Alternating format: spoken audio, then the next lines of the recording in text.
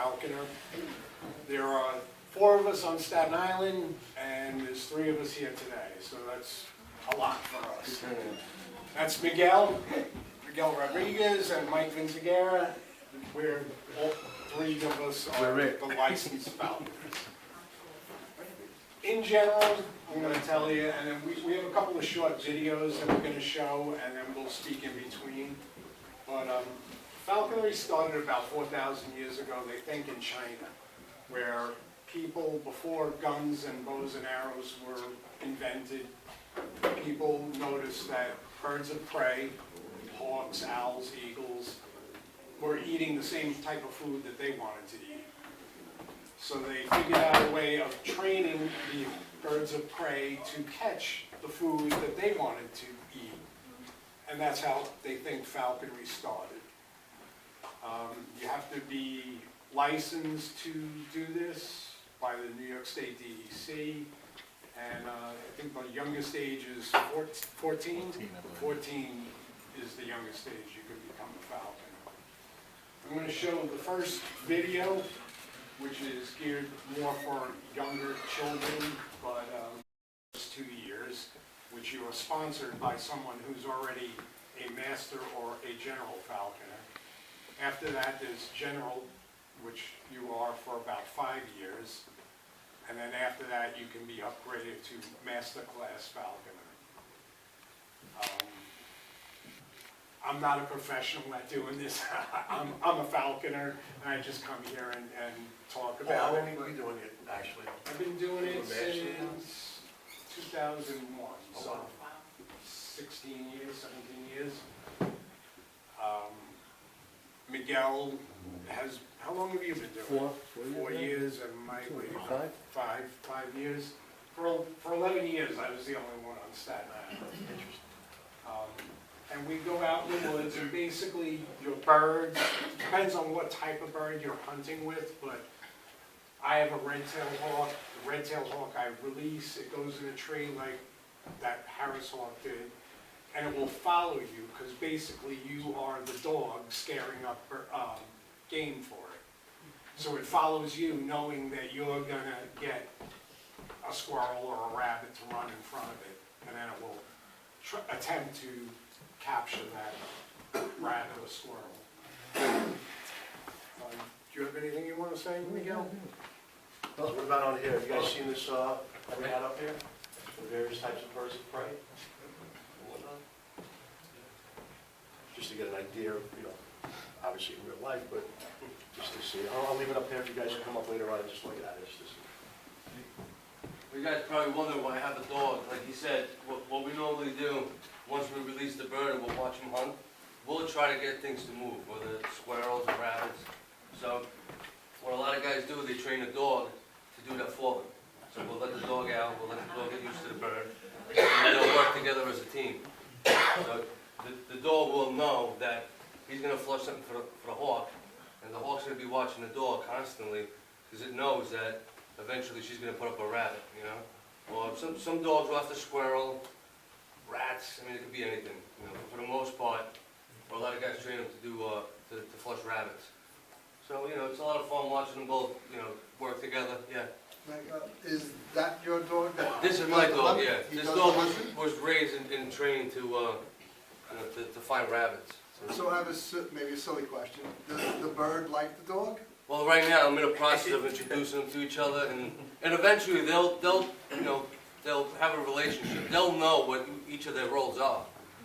Miguel just got this dog. Yeah, this is a new dog. Yeah, but the way it works is that just like we build some kind of relationship with the bird where they know what we're doing in the field, they know we're there to help them, right? So if they stick around, eventually we're going to make something move for them, right? So it's going to be the same thing with the dog. Eventually they'll catch on to the dog moving things for them. So they know if the dog is running, there's going to be food. And ultimately, that's really what it comes down to. The bird is out there, it's not really there to have fun, it's there because it wants to eat. So they'll put that together really quick, Just like humans, we get used to things because that we like. So it works pretty much the same thing. Yeah.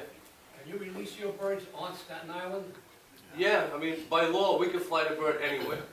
Okay? okay? You can fly your bird, you can exercise your bird any way you want. You know? And you hunt with them on Staten Island? Well, there is, it's a little complicated because every time you fly one of these wild birds, the bird could do whatever it really wants to do. You know, so you can't stop it from doing what they would naturally do. So by law, we could fly the bird anywhere. We can exercise the bird every day, even if it's not hunting season. If the bird did catch something, there are laws to protect us from that. They call it a lay law. So if the bird did go after game that's not in season, or in a spot where we're not supposed to be hunting, as long as we don't take possession, then it's legal. So what do you do at that point? You have to contact the... Well, what you do is Let it eat. you can actually let the bird eat what it just caught. As long as you don't physically take it with you, then it's fair game. It's not illegal. Because we cannot control totally what the birds catch in the It's a wild. wild animal, right? Once it's free, if it wants to eat something that's protected, we could try to discourage it, but if it wants to do it, it's gonna Where, do it. where do you get your birds and approximately how much do they cost? Well, what happens is when you first become a licensed falconer, right, as an apprentice, you can only trap one. Like, so your first bird as an apprentice, you can go and trap an immature red-tailed hawk or an American kestrel, which he has. Right, so those are going to be birds that are less than a year old. So that's where you're allowed to trap. So once you trap it, you don't buy it. You have to find somebody who can help you trap it, whether it's another falconer, you know, or... Usually it's your sponsor. As an apprentice, you have a sponsor. The sponsor is supposed to help you in all forms of falconry, what you're doing for the first 2 years. But he's supposed to go with you to trap the bird. Sometimes, distance-wise, it's not always feasible, but he is supposed to mentor you and go with you to trap your first bird. And approximately how much do they cost? Well, what happens is when you first become a licensed falconer, right, as an apprentice, you can only trap one. Like, so your first bird as an apprentice, you can go and trap an immature red-tailed hawk or an American kestrel, which he has. Right, so those are going to be birds that are less than a year old. So that's where you're allowed to trap. So once you trap it, you don't buy it. You have to find somebody who can help you trap it, whether it's another falconer, you know, or... Usually it's your sponsor. As an apprentice, you have a sponsor.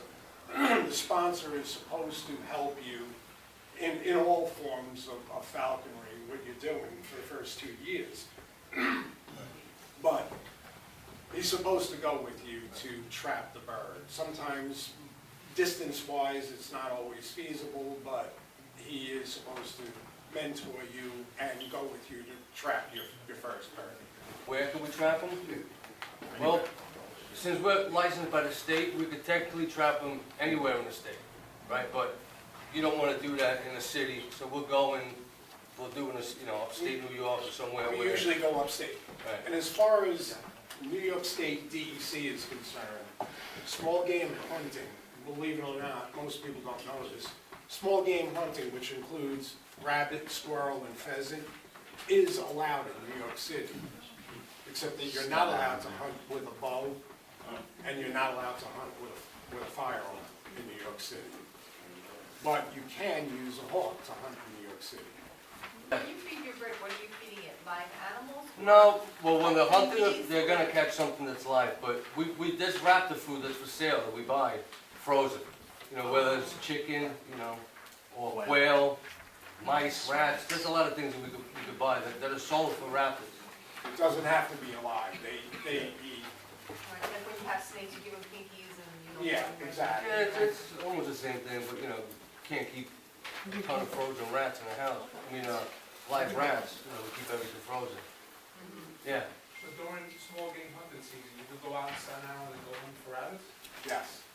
Yeah, technically you could. We don't do it, you know, because there's, you know, there's a lot of There's different not opinions. much land where you can actually do it. There's actually not very many rabbits in Staten Island. People do see them, I see them, I know they're here, but there's not a lot, there's not as many as there used to be when I was a kid.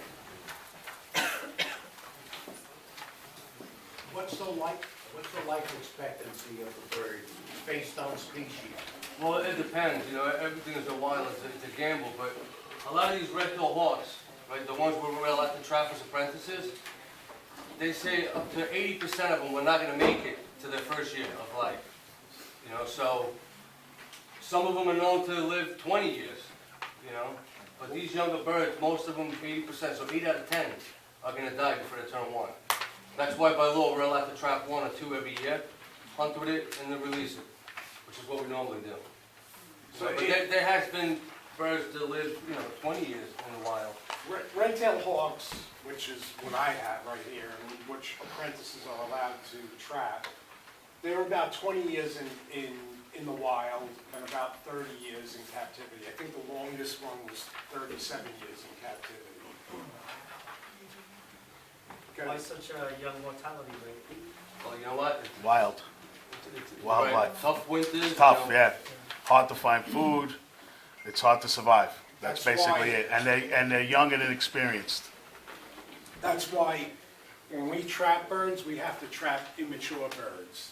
Because immature birds are, once a bird makes it past its first year and has adult plumage, they are considered the breeding stock for the wild. So they don't want us taking the naturally selected breeding stock from the wild out of the wild. They want us to take a bird that may or may not make it until next year. And red-tailed hawks don't have red tails in their first year, so that's an easy way to do it. What are the birds do you see on Staten Island? Besides like the red tail, I know there was a bull years ago. Yeah, there's quite a few, yeah. If you look, I mean, you'll see, there's falcons on Staten Island, you'll see them if you look for them. A lot of red tails, a lot of ospreys. Unless you know what you're looking at, and that, what I handed out, it will show you the silhouette. That's how I am able to tell what a bird is from a distance. You can tell the silhouette. There's turkey vultures on Staten Island, which there's actually a lot of them. They're very large blackbirds. We see them at Cleat Pit. Yeah, Yeah, yeah. They're all over. Yeah. There's gray horned owls, Oh, yeah, okay. there's quite a few of them. There are peregrine falcons that nest on quite a few of the bridges on Staten Island. There's American kestrels, which Mike has an American kestrel here with us.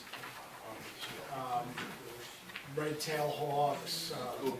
Occasionally, a golden eagle will come by, but usually they don't stay here. You'll see birds that during migration that don't normally stay here, but they'll pass through.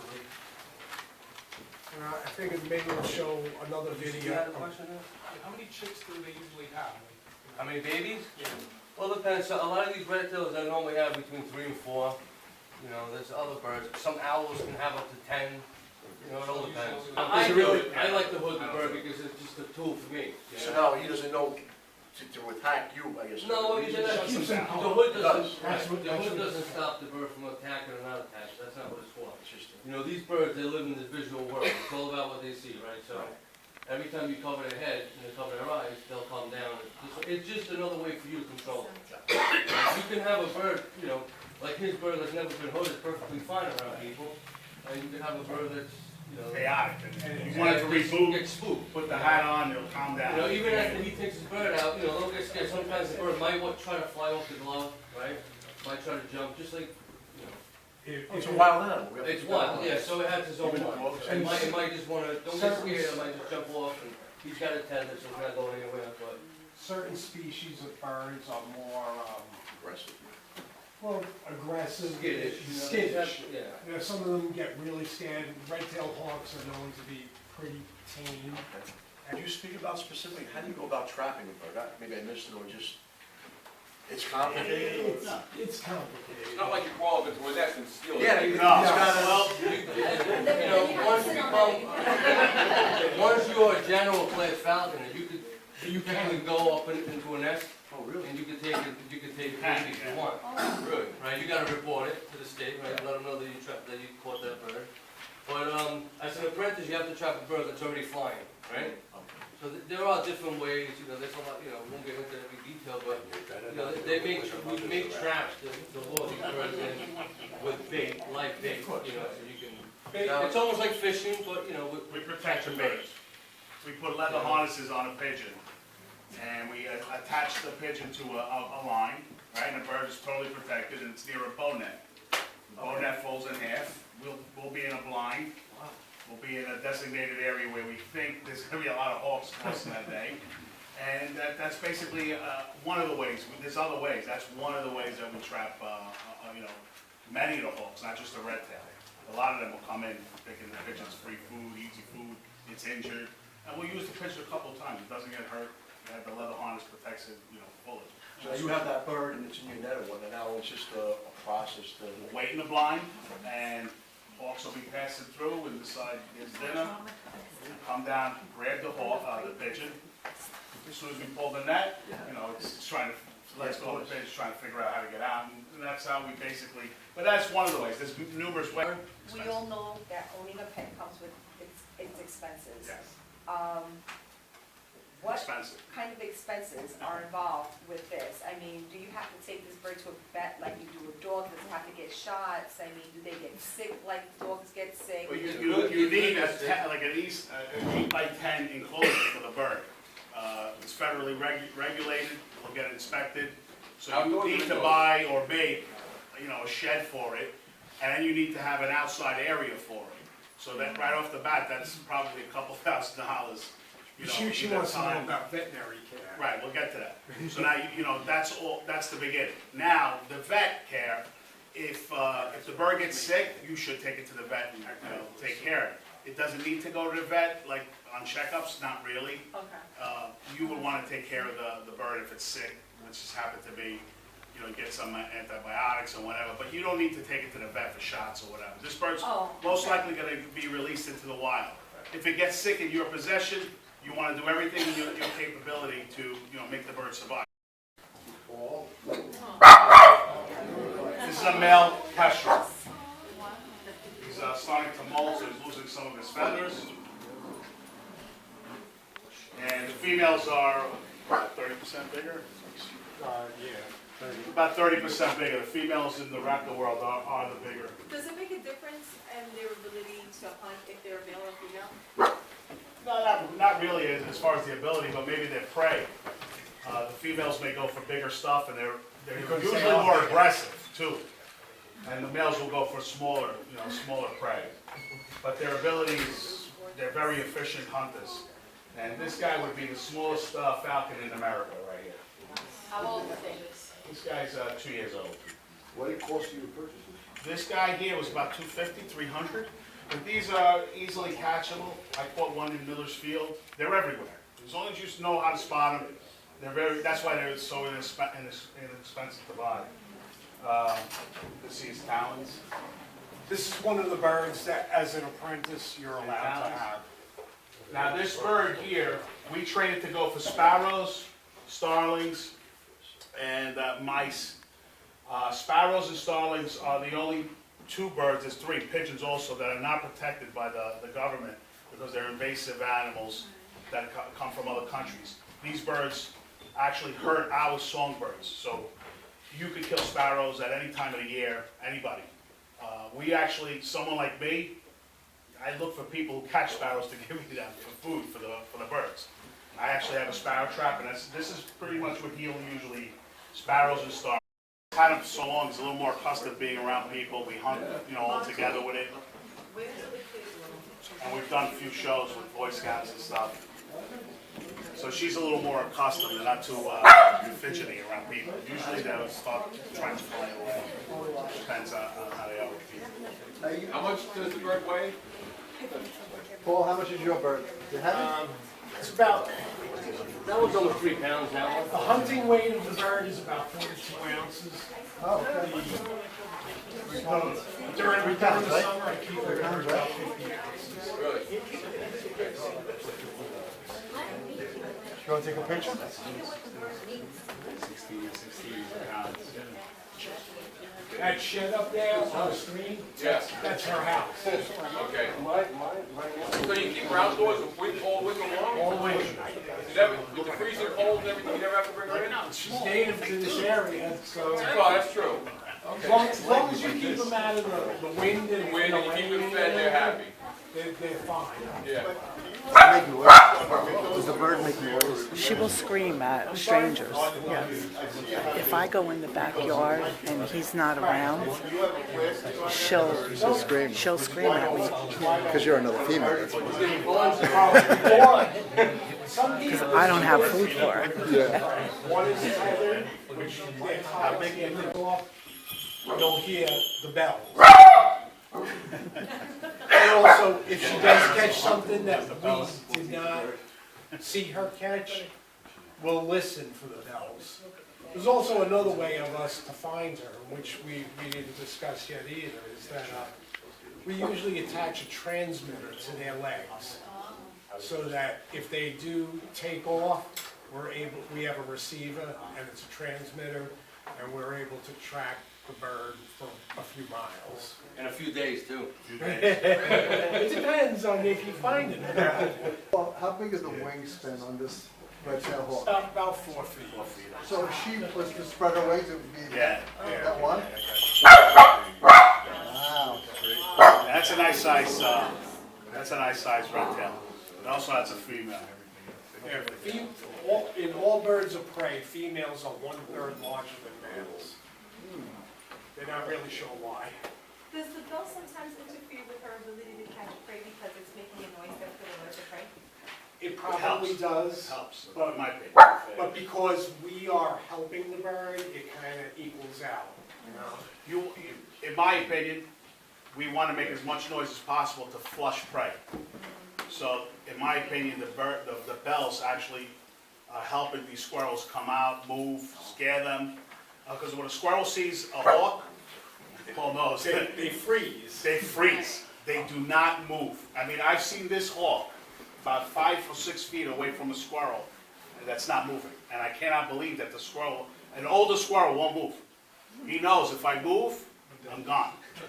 And it won't move. It won't move. No matter how many times we're hitting the tree, it won't move. So once the squirrel moves, that tree is there, She can see it. to catch it. That's hysterical. So if you notice on the screen, whoever was asking about getting into the sport, you do have some investment Yeah. in space, right, Paul? Oh yes. It's The biggest investment is probably the time anyway. She's a female, she's captive bred, so she was bred by a breeder upstate New York. Female. These birds are native to the south, southwest, all the way down to as far down as Brazil. They do that, that's normal for a bird to do that.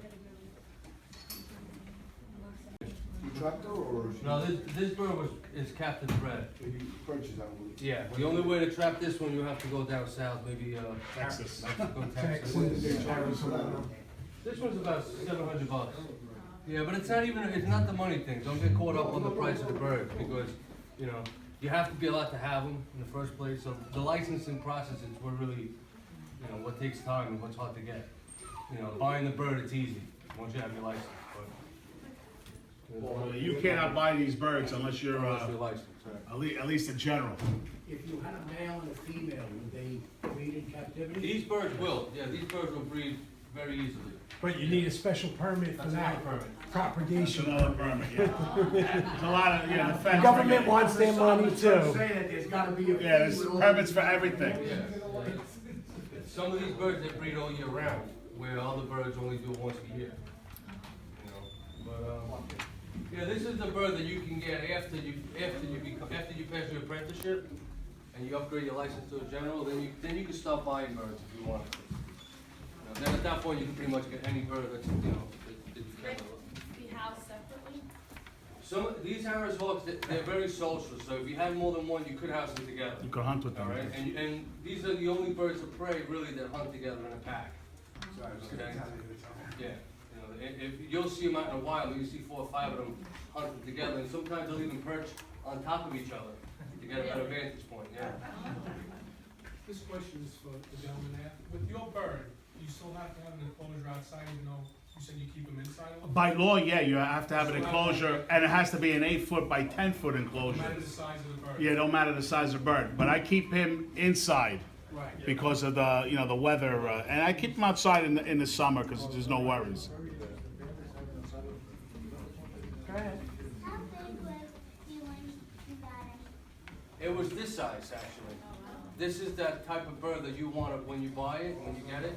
You don't want it to be, you don't want to raise this bird. You want it to be raised by his parents. Because then they got personality issues when they get older. You know, some of the birds you can imprint as babies, right? You can raise them as little chicks. Some of them you want to avoid this. You want to try to keep them with the parents for at least 12 to 16 weeks. This That's bird, this particular one. this bird's a little more maintenance in the winter. You need to have let's say a foot warmer, because this bird's more of a warm weather bird. So Miguel has like a little area where he keeps its feet warm in the winter. I have a question for you guys. How big do you think that bird is when he's born? When he hatches out of the egg? How big? Oh, wait, Bobby. How big? That big? How big do you think, Nick? Use your hands. How big? What do you think? Like that big? What do you think? Well, let's see, how big do you think the egg is? The egg is not this big. It's not more than the size of a, smaller than a chicken egg. All right, So it's gonna be just about the same size of an egg. So Miguel, how long does it take for it to get out of the egg and grow up to that size? It doesn't take long. A lot of these birds of prey, they're full grown by the time they're 60 to 70 days old. 70 days. They already have their body structure, and then, you know, with the exception of maybe the feathers coming in completely, but their body size and everything is normally happens a little different. And they're already out of the nest, right? So 3 months, could you imagine being grown to adult size in 3 months? Yeah, these And expecting birds, to they hunt. almost double in size every couple of days. So if they're this big one day and 3 days later, it's double that size. So they get pretty big and they eat a lot. They must eat a lot, I was gonna say, right? Yeah, they eat, when they're babies, they're eating constantly. As long as there's food. Is that buddy?